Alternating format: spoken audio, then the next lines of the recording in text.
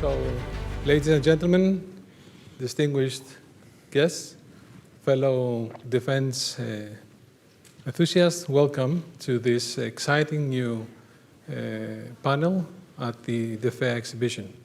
My name is Konstantinos Michanetsis. I am a naval officer, retired, and treasurer of the board of MIT Enterprise Forum of Greece, and I'm really honored to be moderating this panel today. Today with us, we have two distinguished guests who both have been driving forces in the field of defense innovation. On my right is Philip Lockwood, head of NATO Innovation Unit. And on my left, Dr. George Nunesis, who is the president of Demokritos and chair of NATO's advisor group of advanced defense technologies. Emerging and disruptive technologies, EDTs. EDTs, yes. So, as you can see, we have two very special guests in the sector of innovation. You have to say that I'm the chair for less than a week. You said what?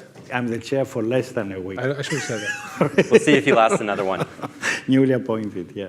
So, for you that didn't follow the news, yesterday it was a great day for Demokritos and Diana, since Diana and Demokritos, actually Demokritos became member of Diana in a ceremony that took place in the Demokritos facilities in Agea Paraskevi.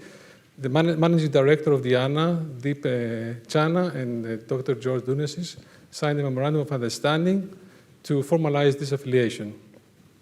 With this expansion, now Diana consists of 11 accelerators and 92 test centers throughout Europe and North America. Now, I would like to take the moment to say a few things about the Greek startup ecosystem, which I'm mostly related to. Being part of the Greek startup ecosystem for the last 10 years, I have seen the potential that this ecosystem brings in and the value that this can create fostering growth. This ecosystem in Greece has been flourished with the backbone of a robust educational system that produces brilliant engineers in various areas. And on top of that, our country, due to, let's say, the reasons of luck, we are located in a geopolitical location which we are, let's say, extra incentivized to work on defense matters. And I personally believe that there's going to be a plethora of opportunities to develop ideas and startups in this domain. I would like to say also something about the innovation, or I would say innovation in the armed forces. Being also a naval officer for more than 20 years, I can say that the armed forces are flourished with ingenuity. You see this in the way they manage problems in the tactical and operational field, but also in the way that sometimes we procure armaments, taking the risk, calculated risk to purchase equipment or weapons which are ahead in time. A noteworthy example of that is the early adoption from the Hellenic Navy of hydrogen-powered submarines, which proved to be a game changer in the tactical and operational field. Saying that, I believe that ingenuity and innovation is not something you can find only in the civilian sector. And this is where I think Diana and NATO can be used to combine the forces from the military, science, the industry, human resources, and funds now to create considerable outcomes.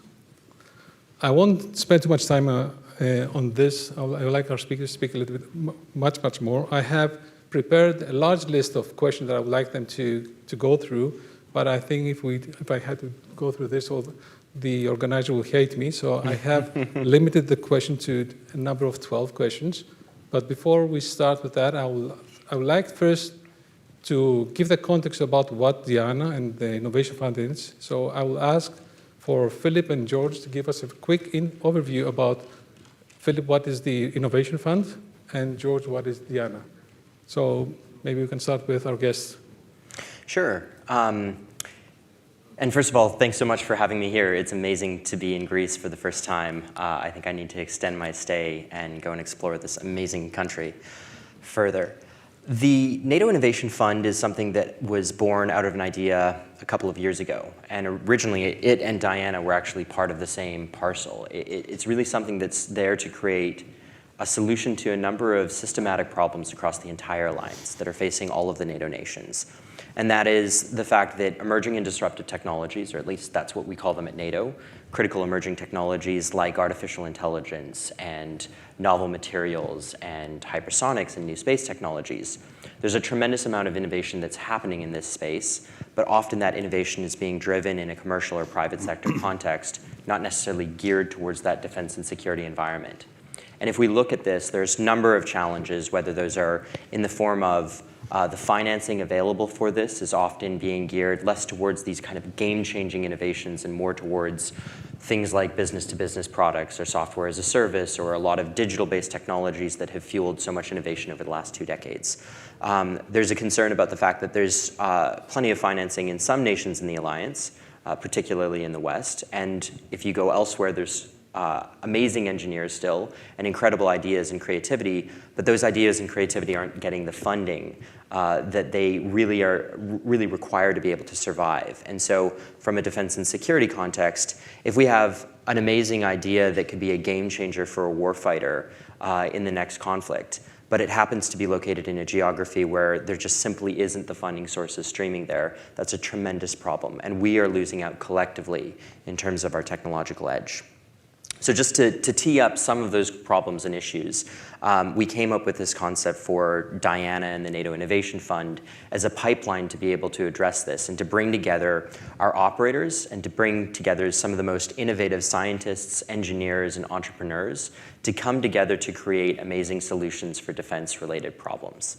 And that involves a whole host of things, from setting demand signals, where you can have not just one nation saying we need something, but if lots of nations have a critical need that can be answered by technology, that provides so much more incentive for an entrepreneur.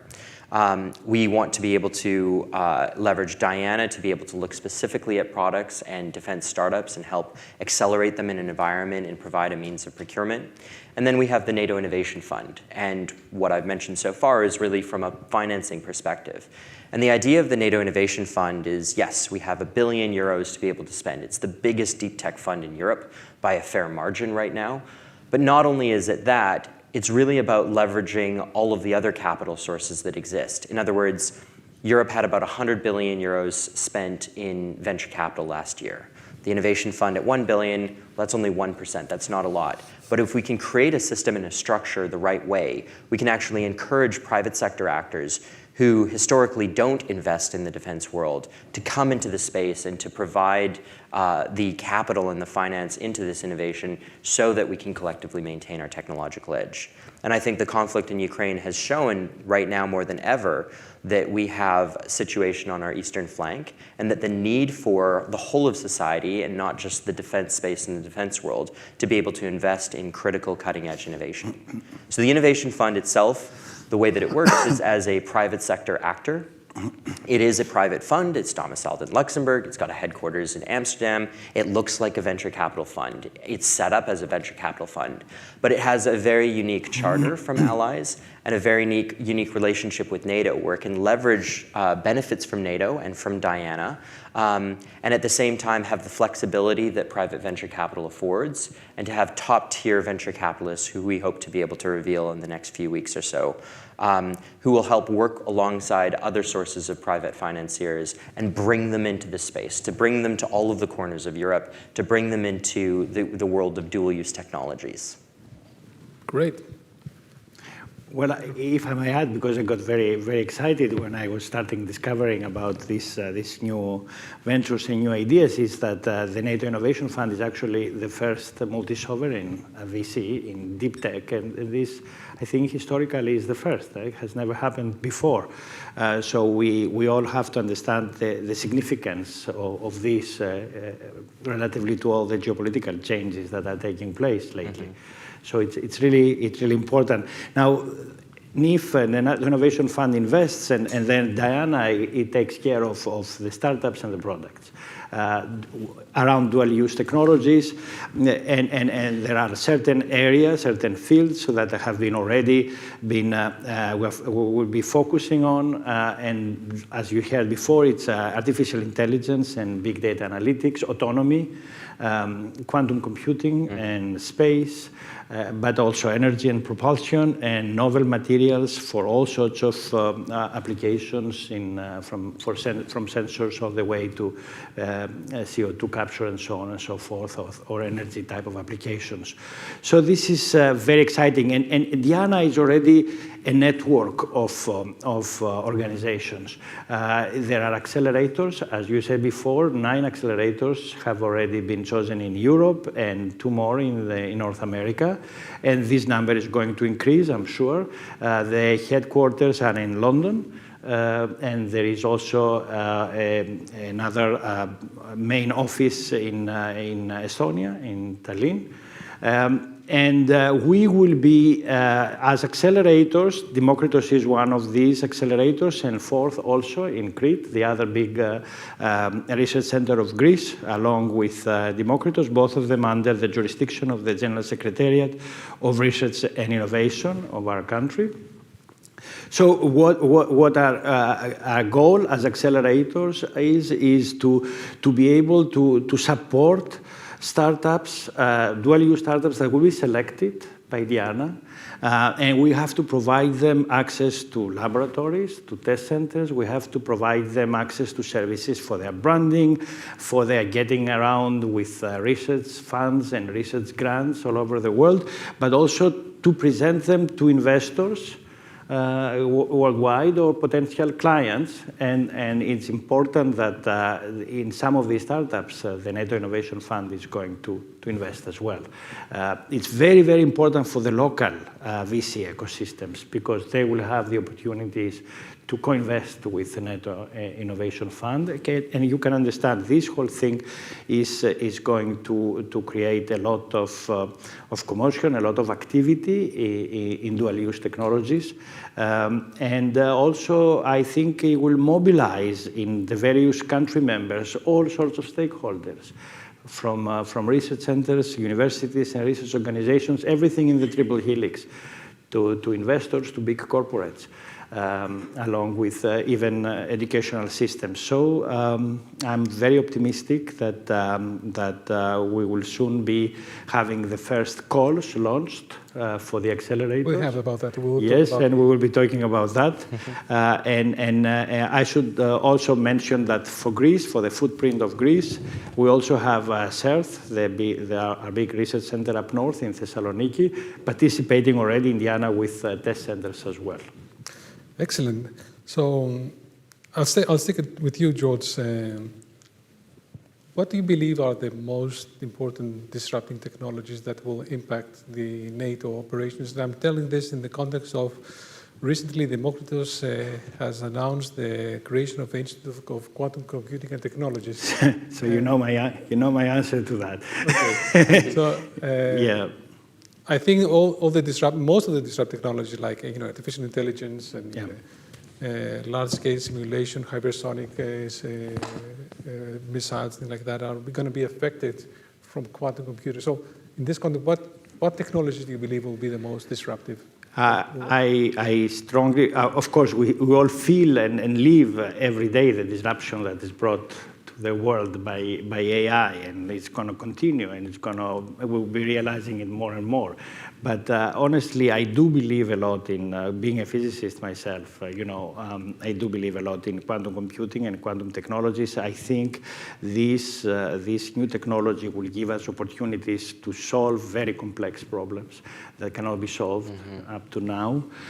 Problems that have to do with from climate change to social change. I think cryptography, it's a huge field that is going to emerge from quantum computing. And entire industries are going to be disrupted from fintech and banking sector all the way to defense. Yeah. So we should be expecting big things from quantum computing, and I think one of the missions of the advisory board of NATO on emerging and disruptive technologies, along with the NATO Innovation Unit, is this year we will be able, hopefully, to. I mean, I'm pretty sure, actually, I should be saying that I'm pretty sure. I'm the chair now. That we'll be publishing the roadmap for quantum technologies. Yeah. Though this is incredibly huge disruption, but on the other hand, we all see the issues worldwide about energy. So energy will be the big thing, and there is going to be a lot of disruption there. Nuclear fusion may change everything from the way we perceive things today, but until we have nuclear fusion going, I'm pretty sure that hydrogen, all sorts of other alternative energy possibilities, they will create technologies that are going to be very, very disruptive. Yes, and I think in the context of NATO, I think issues like post-quantum cryptography is going to be huge.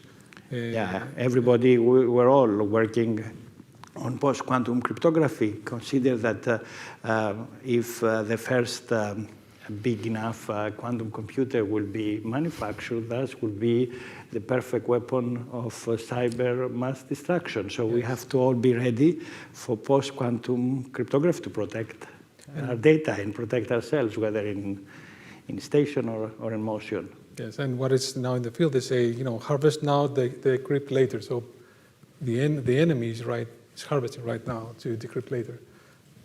Yeah. Encrypted the communication. So let me go back to Philip now. Philip, can you provide an overview about what is the process and the selection of funding startups as part of the Innovation Fund? I think that's going to be a process that, for those who are familiar with the world of venture capital, is going to be very much like any other deal and diligence that goes through.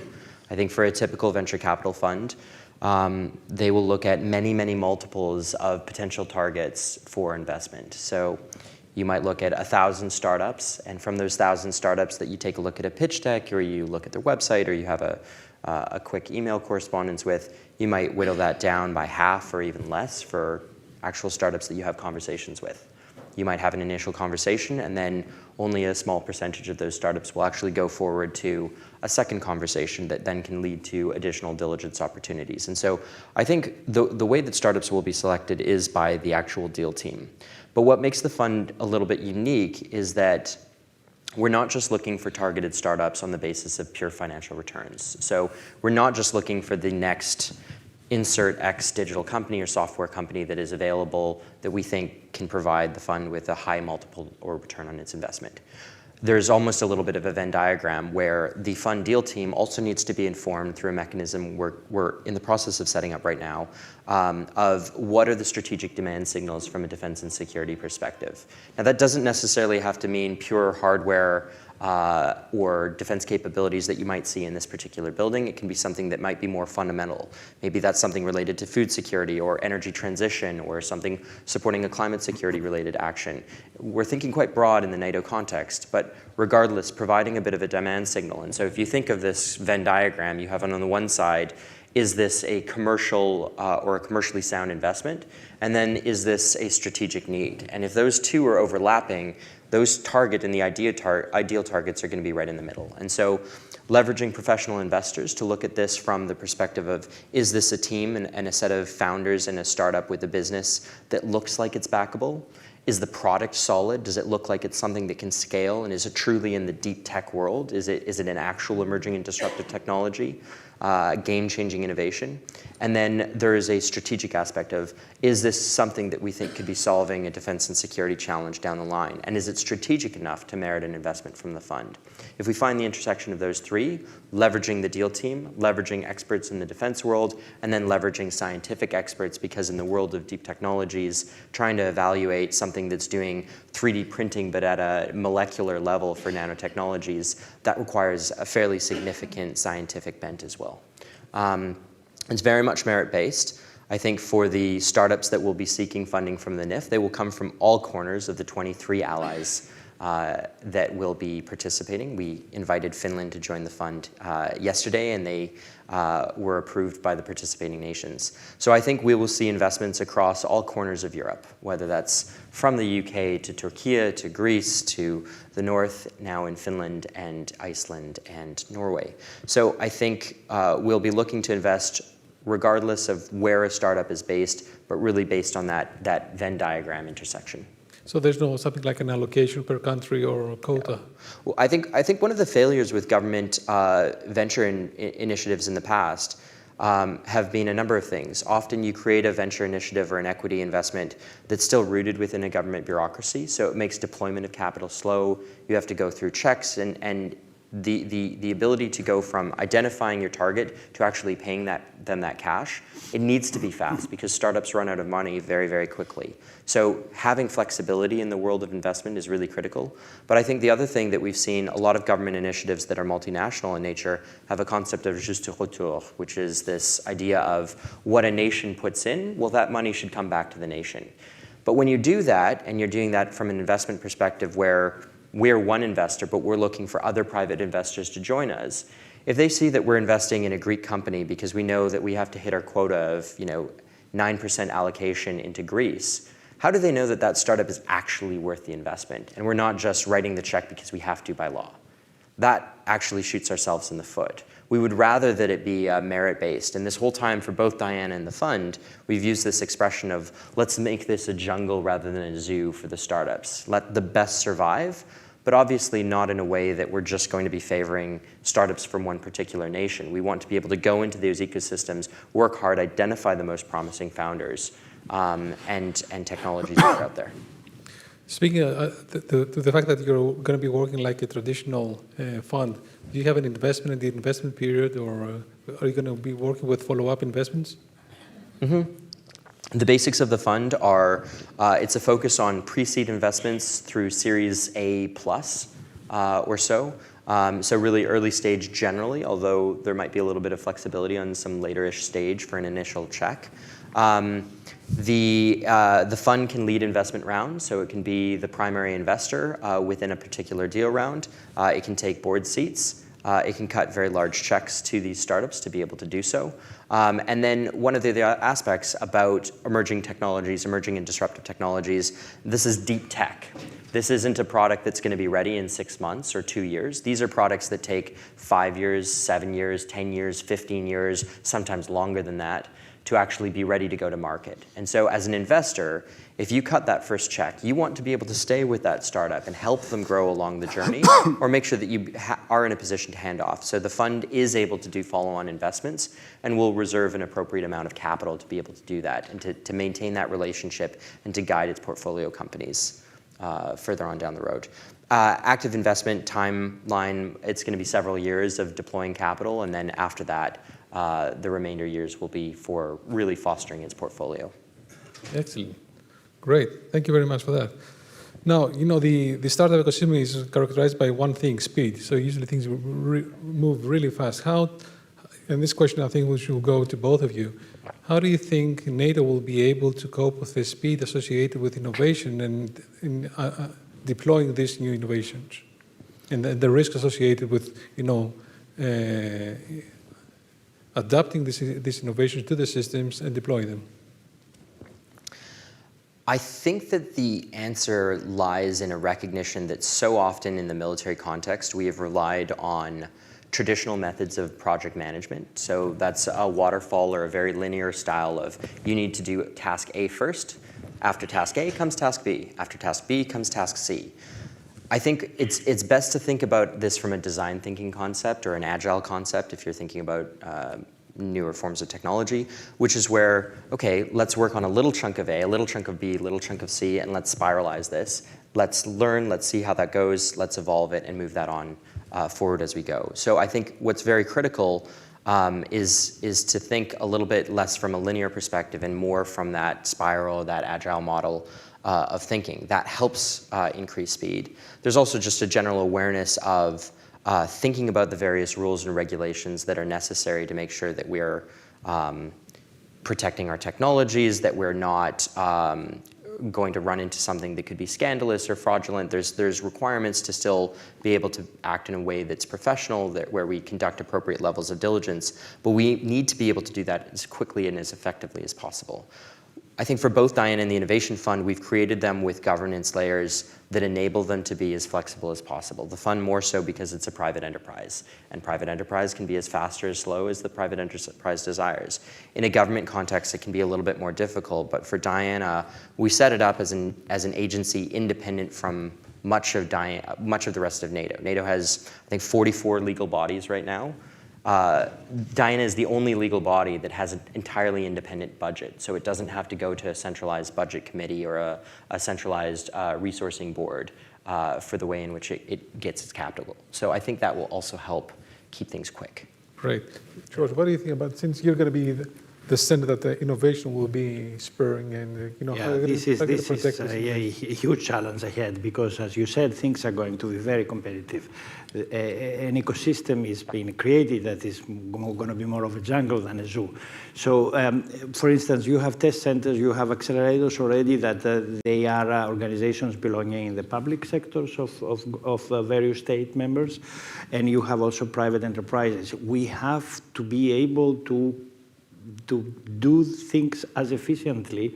You cannot ask for a geographic quota, or you cannot ask for any sort of protection. So as public organizations, public research organizations in Greece, we have to be very ready to make quick decisions, to be able to provide the support the startups need very, very easily. And one way to do that is we have to be able, right from the start, to have the funds needed to also make the good international alliances and network, the accelerators with what's important in Europe and North America for the startups. We, for instance, in Greece, the way we are preparing for this is by mobilizing all the stakeholders right now of the country, in a sense, like a national priority. The Hellenic Development Bank, the European Investment Bank that already invests in the infrastructure, the building infrastructure of the research centers that are participating, are there, the local VCs, and of course the research labs. We are all choreographing our roles so that we are as efficient and as fast as possible. Have you taken any measures about security issues? For example, you have a startup that is working in some, let's say, sensitive material. Yeah. How are you going to handle that? Yeah, I cannot say right now that we have solved all security issues in this new ecosystem, but we are solving security issues one case at a time in that sense. Can I say just one thing on the security piece? A lot of the technologies that we're talking about here are quite fundamental or are often commercially driven in this space. And so we're not necessarily looking at technologies to solve something that is at a top secret level of classification. We're looking at in the first instances, especially in early stage technological development, a lot of this is going to be at a commercial level. We're not going to be looking immediately for classified projects, or else we wouldn't be working with startups. We would be working with defense primes because of the clearance related aspects. And so in that world, there's this element of, yes, diligence is important. We do need to think about security screening, et cetera.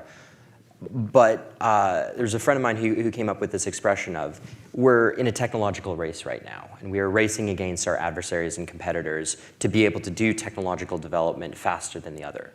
And there's this element of, are we too scared to lose, or are we really trying to win? And so if we're too scared to lose, we're going to be thinking about, okay, if we develop this thing and it gets into the hand of our adversary or competitor, that's not good. So we need to close that up as much as we possibly can. That's being scared of losing, as opposed to trying to win is, let's go as fast as we possibly can, and let's beat the other side through the speed of our innovation, as opposed to just putting on a whole set of hindrances. Given that we need to gain the trust of the private sector in general, to recognize that we can work and we can be an effective partner, I think it's probably better to margin a little bit more on that aggressive side of let's win the race first, as opposed to not being terrified of losing it. Saying that since the the public sector is mostly characterized by being protective and the private sector being more risk takers. How do you think the private and public sector can collaborate into fostering the effort of DIANA and innovation in the context of DIANA? I think for both of them, we rely entirely on public and private sector collaboration. How do we do that? We need to think about the protocols and the processes we put in place. We need to speak the language of the public sector. We need to be able to think about on our websites, are they great websites? Are they flashy? Are we willing to put money into marketing and communications budgets to be able to engage with them and to speak that language? What about our processes and protocols for how we go? So often government is just, if we build it, they will come. It's not necessarily a let's build it. That's why we have so many footprints in Greece, and we have footprints in Estonia, and we have footprints in the United States and Canada. The idea is we need to be going out there, and we need to be actively scouting and looking for the innovators and telling them about what we're trying to do. The other aspect is there's kind of an ethical consideration for a lot of generations of startups where working with defense has been a bit of a faux pas. We need to convince them and show them how we are committed to developing technology in a responsible fashion, how we're committed to deploying technology in a responsible fashion, and really wrestling with that. And NATO is currently setting up these types of structures. Allies are thinking about these issues, but we need to be public about how we're doing that and to communicate that and to engage in discussion and dialogue. And I think maybe as a last but not least, both the fund and DIANA are rooted in this concept of ESG, environment, social governance. How can we have a conversation where defense can actually exist in a world of sustainability? That's often a bit of a faux pas, and those two worlds have not been lined up necessarily. But I think this idea of leveraging technologies to solve for climate issues or to look for energy transition, to recognize that we live in a world where there are diversity-related issues so often. And I think both of those initiatives will be taking that into consideration. Right. George, what would you like from the government to make this collaboration even better? I mean, if you could wish to make a, Yeah, you heard Philip before saying they have to learn the language of the public sector. We have to learn the language of the private sector, right. Coming from the public sector. So the more the government gives us the opportunity to learn this language, the better we'll perform. So the government helping in this direction? I think the government listens very carefully, and yes, they have taken some initiatives that has helped us so far. We need more than that. But now all of a sudden, take the footprint once again of DIANA in Greece. Now you have the three major research centers of Greece. Basically, the three of them combine, outperforming all kind of achievements in publications, in patents, in attracting international and European funds.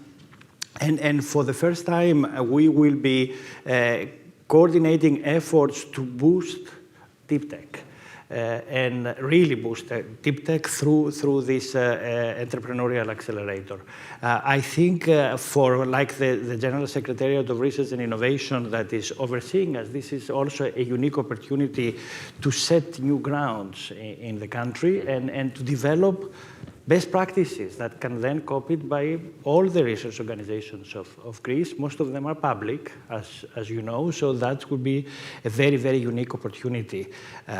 Anything from technology transfer, as I said before, to be able to present a startup to the NATO Innovation Fund to be funded. It's end to end, and this is going to be quite exciting, and we are all very, very eager to start working.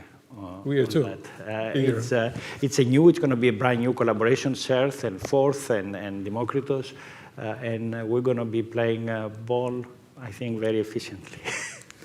Following that, given that you're the president of Demokritos, and I know you mostly have answered what I'm going to ask now. Can you elaborate a little bit more on the recent center's contribution to defense innovation? Yeah, well, I think the other two centers, in general, there has not been too much so far. The last 3 years, things have been changing and have been changing very fast. Demokritos and other research organizations of Greece, we started participating very efficiently in the big EDF program, the EDF consortia, and also the European Defence Agency programs as well. We've been getting a lot of help by the Ministry of Defence in that sense, and Colonel Mangos, and they have been helping us find our ways in this new territory for us, but it's going very well. We've been very successful in areas such as artificial intelligence, in robotics, autonomous vehicles, and lately energy and hydrogen. So we've been contributing, and we have know-how now. We have developed expertise that will be placed in good use by the startups that will be selected by the ANA. Whether they will decide to come and have a physical presence in an accelerator such as Demokritos, or whether they will opt for an online type of consultation, I think they will benefit quite a lot. So let's say the technologies, we could say Demokritos is most apt to provide support is AI. Right now, Demokritos is AI, yes. It's AI, energy, and materials, novel materials, especially for sensors and energy-based applications. This is what Demokritos will be focusing tomorrow. Hopefully quantum very soon. Hopefully quantum very soon. Quantum is only a few months old as an institute, but hopefully next month we will be announcing the new director. And of course, that will change things a lot. We're waiting to see. And after that, yeah. It's a lot of agony. A lot of interest from private sector for the new institute worldwide. Really? Big companies and startups. There is a lot of startups around quantum already in Europe and the US and Is Canada. there a field like drug discovery or something specific, or in general? They are from quantum algorithms all the way to cryptography, and some of these even more advanced, technologies about making qubits itself, whether we're using photonic applications or superconducting. It's a lot of work done on many, many levels. Exciting. I am every time you look into the statistics of how the startup community around quantum is evolving, you'll be amazed. It's exponential, absolutely. Great. Philip, do you have to share anything about quantum computers or technology that you would like to see the fund to focus on, or? Oh man, so as George mentioned earlier, we are currently working on drafting NATO's quantum technology strategy. So we are intending to have that as a document that will be endorsed by defense ministers at the Defense Ministerial in October. We're really excited about working closely with the EDT Advisory Group actually later this month on really working on the core elements of that strategy. Which looks at how do we foster the development in different areas of quantum, what are the key areas of focus that we think are there for us right now, and what do we think are the key areas in the future? How do we work on quantum-related adoption? What do we need to think about and put in place for that? And then how do we protect against quantum-related threats and risks? George has mentioned the encryption-related problem, and obviously in the future the power of quantum computers is something that is going to be a game changer in the defense and security space because of the need to have secure systems. I think for us right now, if I were to bet on anything, it would really be in the world of quantum sensing. It's something that is already in existence right now and has tremendous opportunity, particularly to solve challenges like GPS denial or whatnot. So I think that's going to be an area that we'll be very interested in at NATO, and I think that the fund will be looking at technologies in that space as well. Quantum communications is another area that's really fascinating, but I think there's a lot left to learn and there's a lot of work left to be done. But it's also an area where I think that race between the alliance and between our adversaries and competitors is certainly very hot and in full tilt. So if anything from the audience is an innovator and want to have some tips, where you have to focus now.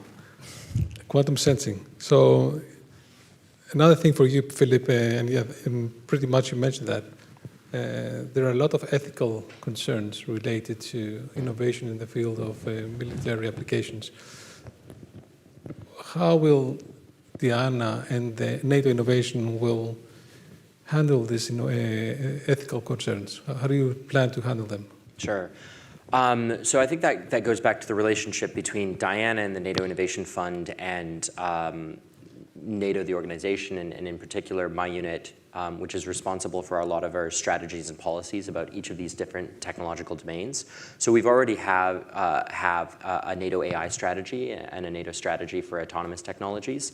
And under both of those strategies, we espouse to a set of principles of responsible development and use. And so those are 6 principles that hold weight that all 31 allies have agreed to put into place.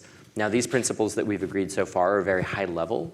And so that's where we've built together a community that's basically an ethical review board where we take end user operators, we take commanders, we take engineers, ethicists, lawyers, policymakers. We put them together in a room to talk about, okay, we have 6 principles like explainability with regards to an algorithm. What does that actually mean in the context of AI development for defense? What do we expect for explainability? How can we measure that? How can we certify that that's actually being adhered to? So we're coming up with a set of standards for NATO on how do we certify that these principles are actually being adhered to. And so when it comes to DIANA and the Innovation Fund, looking to the work that's being done there and engaging with startups and helping them recognize, okay, are there standards or principles that you need to be taking into account? How are you thinking about this from an ethical perspective? Do they seem to be developing this technology in that route, or are they throwing it entirely to the winds and not thinking about the knock-on implications of many of these technologies? I think the domains that we're probably most interested in here are obviously in the field of AI and autonomous systems. But I would also say another strategy we've got coming up soon is in the world of biotechnology, where you take things like human enhancement, whether that's physical or cognitive in nature. That is an area that has tremendous ethical and responsible related implications. And so thinking about how we do development in that space and how we would use those technologies is another area I think that we'll be engaging with, because we can set up these principles, we can set up standards and certifications, but it goes back to that winning the race thing. If we're putting in these standards and not actually engaging with the people who do this development and thinking about what's the implication, are we slowing them down entirely? Are we killing innovation by doing this? How can we continue to innovate and to evolve and to maintain this technological edge?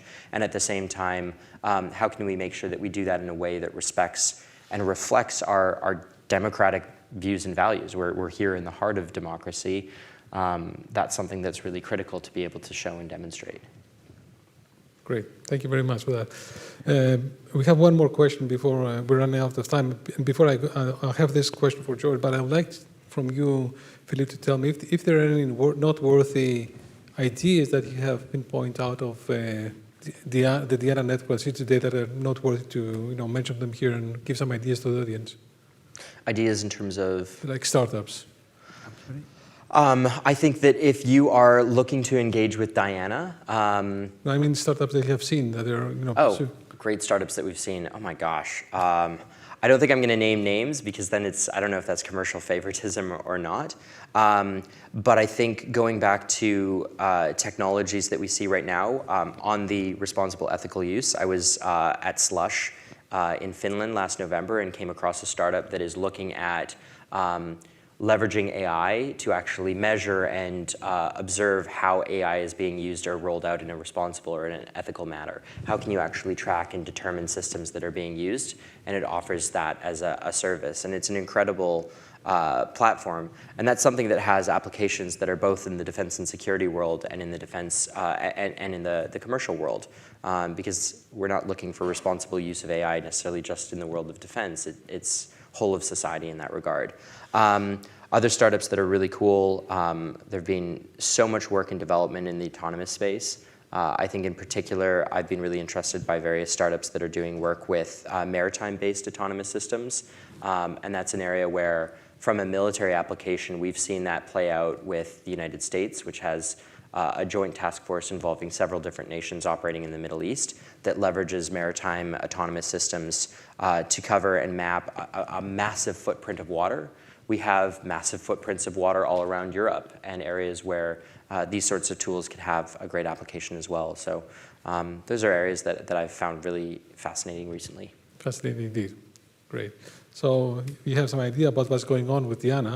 And I'll close with the last question to George. George, yesterday you signed the Memorandum of Understanding with Diana, and Democracy is part of Diana now.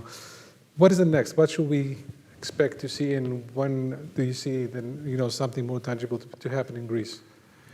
Well, we will be participating in the next challenges of Diana, and hopefully we see a lot of interest by startups here in Greece, or of Greek interest, believe it or not, in various country members. They have already contacted us with technologies that are very much fit for and very much suited for Diana.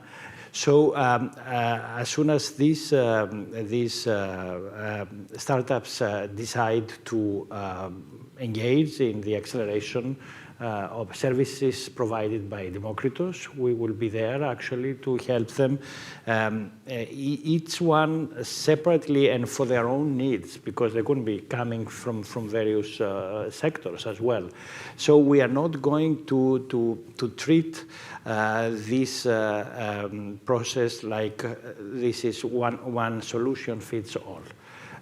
We are setting up a team at Demokritos that they will be looking at the startups separately, and we will be able to provide them not only, as I said before, access to laboratories, but give them actually space to be able to build and demonstrate to investors what they're going to be working on. And already there are some very, very exciting prospects. I can see that. I talked to the startuppers already. They're very eager to respond to the challenges. You're taking applications, actually, as we speak. Mm-hmm. So, well, yeah, in a sense, you are taking applications. I mean, I'm very happy to say that the end of the week, for the first time, a Greek guy, a Greek startupper will be honored by the MIT review in the 35 under 35 competition, and he is a founder of a startup who is doing dual use work and is fully ready for Diana. And then it's infrastructure also. This is also something that we are working very hard to create. Unique infrastructure for high tech at Demokritos, so that we as researchers and the academic community, of course, can benefit, but that the startups will have full access. Let me mention the Smart Attica, the European Digital Innovation Hub, which basically transforms the campus of Demokritos into a digital playground with core technologies in AI, in big data, analytics, and IoT, and 5G. This is something, this is an infrastructure that any startup can come and use and test their products, test their sensors, test their algorithms for analytics. We are building infrastructure for what's the great future. I mean, in technology is linking the digital world with the physical world. I know Philip likes to say that a lot. So big infrastructure, the super labs at Demokritos. This is going to be autonomous digital manufacturing, basically the opportunity to be able to build anything, whether you're using biomolecules as building blocks or metals or soft materials. This is a big project in collaboration with MIT, the Center for Bits and Atoms, which is it has already been funded by the Resilience and Recovery Fund of Greece, managed by the Ministry of Investments, of Development and Investments. So it seems that everything is in place. So we have to keep producing and creating, as an organization, more infrastructure, more services, so that they can, the startups can easily link themselves to global players. Super, excellent. I think we'll take some questions from the audience now. If anybody wants to ask something, there's a microphone. Please state your name and your title first. Yeah. Hello. Thank you for an excellent information session. My name is Paul Vosbeek. I'm the CEO and founder of Quintech Energy, a Dutch startup that's developing the world's most advanced flywheel energy storage solution for military microgrids as well as directed energy weapon systems. And the question is regarding Diana, is typically you see with accelerators that they take something. Some of them take a piece of equity to get you through, and depending on the duration of it. So is that going to be applicable? And as to the NATO Innovation Fund, you say you're basically going to introduce the same terms and the same, I guess, sharky type of negotiations as typical VCs do. Is that indeed the case? And just by getting accepted into the NATO Innovation Fund, the true value would be if that also would create an adoption of the technology by NATO members. So I don't know if you could comment to that, Philip, and then the Diana question to you, sir. Thank you. Yeah, I think so far the accelerators are free in a sense to develop their policy concerning the business model and how they interact with the startups. So for the first at least 3 years of Diana operation in Greece, there's not going to be a take by the accelerators. There's going to be direct transactions between the startups and the accelerator. It is part of the national strategy, if you want to, of Greece to really support the startup community in this country and create an economy based on deep tech, and even stronger economy based on deep tech. I'm not sure whether at a certain point we will all be converging to similar approaches. This is open, but still this is not entirely clear. Sure. I think for the NATO Innovation Fund, sure, I think you can call venture capital a sharky world. I think that goes back to maybe a jungle type world. The idea here is that we're building a market participant. And so the Innovation Fund is going to be providing investments on commercial terms. It'll be working, generally, I would expect it's rare for a VC fund to invest alone. And so it will probably be investing in around with other venture capital startups. And we're looking for it to be considered a tier 1 or a marquee venture capital fund. And so it will look to behave like a tier 1 marquee venture capital fund and to provide investments in that regard. But at the end of the day, that is also motivation to the fund itself. If it has an equity stake in a startup, it's up to the fund team and the platform that the fund will be providing and creating to then be able to work with that startup. It's part of its portfolio. It's part of the family. It needs to make sure that that startup is successful. Successful startup means returns. Returns means more money to be able to invest again.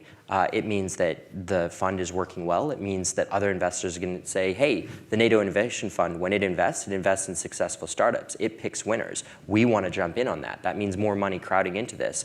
And the whole purpose of this, of course, is because we're trying to get more investment into deep technologies and more investment into dual-use technologies. And so to that latter point, the fund's superhero move, if you call it that, is the fact that it has these connections to NATO and to the participating allied nations. The idea that when it's investing, it has already a little bit of an idea of, okay, what are the key strategic demand signals in defense and security? And it has relationships with each of its limited partners, so each of the participating allies. It has relationships with NATO. It has relationships with Diana. And it's actively going to be looking to make sure that its portfolio companies can get into prototyping contracts, procurement-related contracts, to get into NATO exercises, to get onto NATO operations, to experiment, to demonstrate, to validate those products. That's what this fund really brings to the table. Excellent. Thank you so much. To add to that, even locally there are decisions. For instance, the Hellenic Development Bank has already created a patent fund that is going to be operating next to the accelerator, and that can facilitate things for many startups. Excellent. Thank you so much for the answers.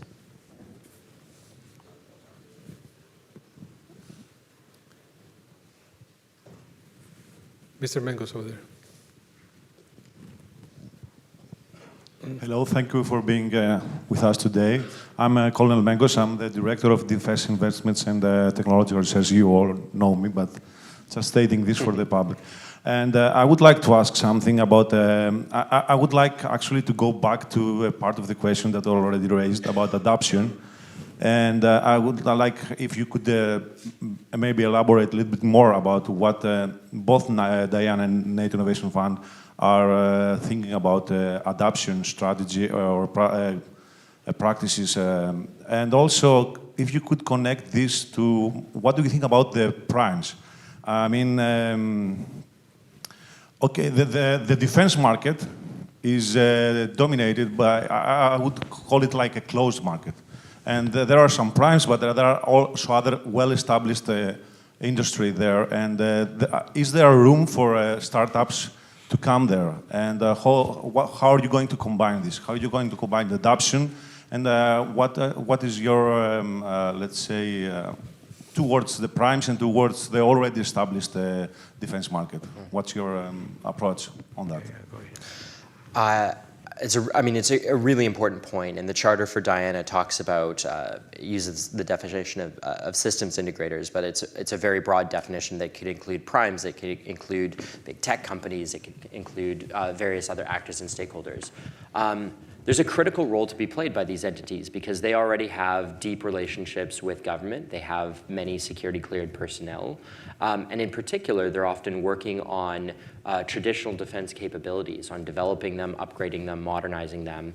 And a lot of technologies that startups could be building or working on could be leveraged or integrated into those systems. And so I think for startups that participate in either Diana or the Innovation Fund, having a close relationship with these systems integrators is really critical to be able to act as a potential market for these products, to give them that initial first contract or first few contracts and to work with them. I think it's important for both Diana and the Innovation Fund to set ground rules.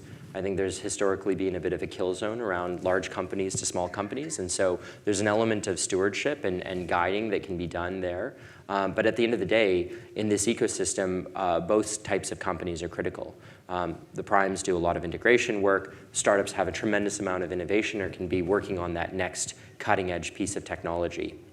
So I think working with them together is key. In Diana, there's something called the Rapid Adoption Service.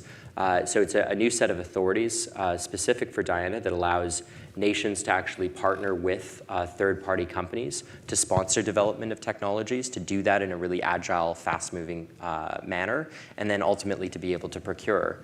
And I think for the fund, it's going to look to primes, but other large entities that have corporate venture capital arms and work alongside those. They tend to be very strategic players and actors from an investment perspective. And so I think in that regard, it's critical. I will also say, however, that I think that there is space for startups to sell directly to government and to work without primes in many cases. And this is a market where, quite frankly, in a world where defense spending is going to continue to increase, there are going to be really amazing opportunities. It's up to government to make sure that we look at our regulations and our existing processes and make sure that we provide as competitive an environment as possible so that these types of entrants that are small, that don't have staff that are necessarily as aware of how to do government procurement, so that they can fairly compete. And so to that end, the accelerator program at Diana has an educational component. It's going to be there to have staff to help these startups learn what does it mean to be able to engage with the Defense Department. What's the difference between a capability developer and a warfare developer, and a capability developer and a procurement or an acquisitions expert versus an operator? How do they work? What are the regulations for a particular environment? Yeah, the educational part that Philip described is very, very important. Today, the first team from Greece, for instance, are traveling to London to start getting this kind of the first education on how to stay and support startups in adapting and complying with all other policies. As an accelerator, this is also part of our job, to get them to be well networked in order to face this kind of challenges. But of course, and I'm glad I heard that in many meetings this last few days, procurement for defense can be very tough for startups, and this is something that should be looked at carefully by NATO members and NATO governments. Of course, the dual use here is something that can give flexibility and agility to startups, and this is something we should not forget. Yeah. I think we're running out of time, so if there's any other question, otherwise we'll close this session. There's one more. One more, yes.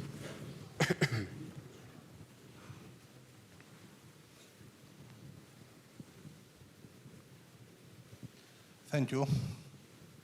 Can you hear me? Yes.